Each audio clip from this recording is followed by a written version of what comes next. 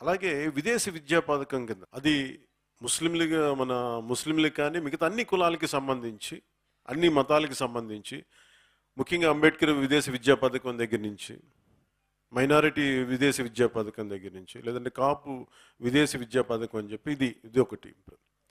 అలాగే fee reimburse మీరు చదువుకోండి, బీటెక్లు చదువుకోండి, చదువుకున్న తర్వాత 2.5 సంవత్సరాలు 3 సంవత్సరాలు లాస్ట్ 3 టర్మ్స్లో డబ్బులు పే చేయట్లేదు. డబ్బులు ఇందాక కూడా ఆ సిపిఐకి సంబంధించిన ఒక విద్యార్థి విభాగం ఐసా అనుకుంటాం, వాళ్ళు మాట్లాడుతున్న దాంట్లో బీటెక్ చదువుకుంటున్న ఒక తేజశ్రీ అని ఒక బీటెక్ విద్యార్థిని ఇట్లా ఫీజు రీయింబర్స్మెంట్ మనకి వాళ్ళు వేధింపులు చేస్తూ ఉంటే కళాశాల యజమాని డబ్బులు కట్టాలంటే పాపం అది ఒత్తిడి తట్టుకోలేక ఆ బిడ్డ ఆత్మహత్య చేసుకుంది. అది ఫీజు రీయింబర్స్మెంట్ వీళ్ళు చేయలేకపోవటం. అలాగే విదేశాలకి ముస్లిం సమాజం నుంచి వచ్చిన మహిళా నాయకురాలు ఒకరు గత చాలా కాలంలో ఆవిడ దీని మీద ధర్నాలు కానీ నిరాహార దీక్షలు కూడా చేశారు.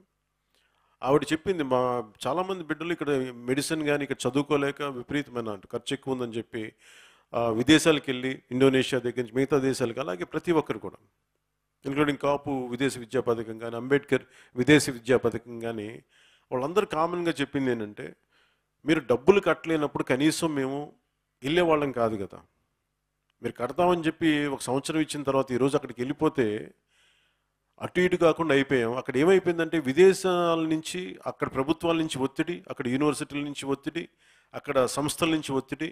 అది ఇందాక ఆ మహిళా నాయకురాలు చెప్తే నాకు ఎంత బాధ వేసిందంటే ప్రతి యుక్త వయసులో ఉన్న విద్యార్థినికి ప్రతి ఆడపడుచుకుండే నెలసరి పరిస్థితిని కూడా దానికి కూడా మాకు అవి ఎఫోర్డ్ చేయలేని పరిస్థితిలో ఉన్నాం, మాకు సిగ్గుగా ఉంది మాట మాట్లాడకంటే. నిజంగా చాలా బాధ. అలాంటప్పుడు అంతే మనం ప్రభుత్వం అంటే మనం బాధ్యత ఇస్తున్నాం, బాధ్యత తీసుకున్నాం, మేము పంపిస్తున్నాం. ఆ బాధ్యత సంపూర్ణంగా తీసుకుంటామని చెప్పిన తర్వాత దాన్ని అరాకొరగా చేస్తే మటుకు చాలా నిస్సహాయ స్థితిలోకి వెళ్ళిపోతారు.